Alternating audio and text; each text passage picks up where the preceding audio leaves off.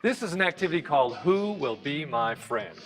The purpose of this activity is to show your kids that choosing friends is not a quick and easy process. Your kids are going to look at two different pictures of kids and then try to decide which one would be a good friend. As they learn more about each one, they're going to learn that choosing good friends takes time.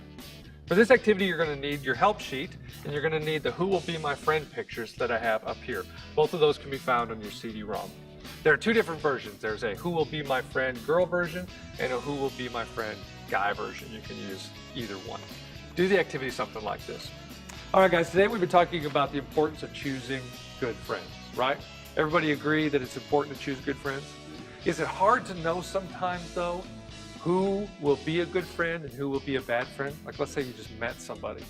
Kind of like, man, I don't know if they're going to be a good friend or not. Well, that's what this activity is going to help us with. It's going to help us to see how we can kind of watch and choose who might be a good friend. Everybody stand up. I've got two friends up here. I've got Kendall and Casey. I'm going to read you a statement about both, all right? After I've done reading those statements, you choose. I think Kendall has the possibility to be the best friend, or maybe Casey, okay? I'll let you guys decide. Casey is very popular and sits near you in class. Casey's parents have a lot of money and she always wears the coolest clothes. Kendall goes to your church. She is a little clumsy and not a very popular kid. Who has the potential, knowing those two things, to be a good friend? You guys decide. You can walk either way, okay? All right, so we got three over here, one over here. All right, Casey has an all-night video game party during the holidays and asks you to come. You stay up all night playing video games and sleep in the next day. Casey's mom makes pancakes for lunch when you wake up. Kendall borrows a pencil from you. When she returns it, you see that it is all chewed on and gross. You tell Kendall to keep the pencil. Casey or Kendall? I'm going with the video game party. Yeah. Here we go again. Casey sees some guys picking on you outside school. Casey comes over and not only stops them, but beats one of them up, giving him or her a bloody nose and calling them all bad names. Kendall invites you to her birthday party. When you get there, everyone is playing in the pool.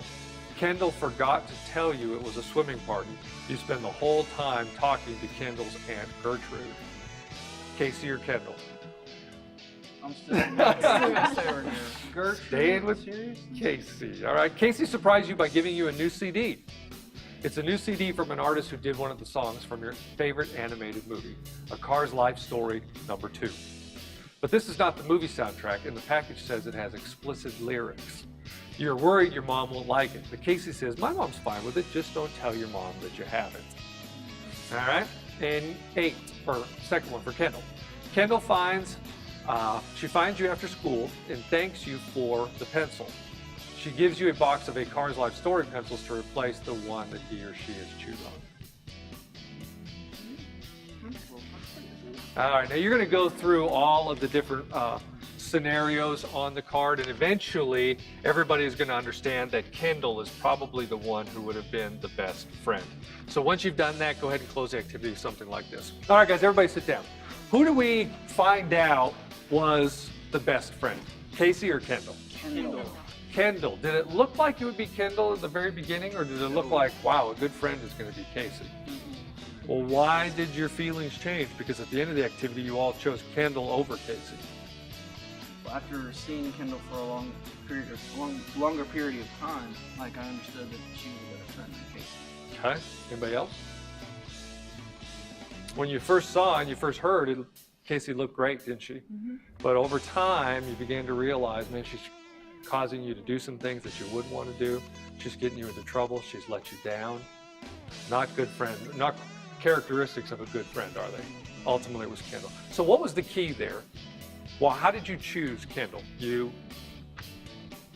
kind of had to watch for a while. Exactly. You didn't know right away, did you? Well, that's the way it is in real life, too. Choosing good friends is difficult.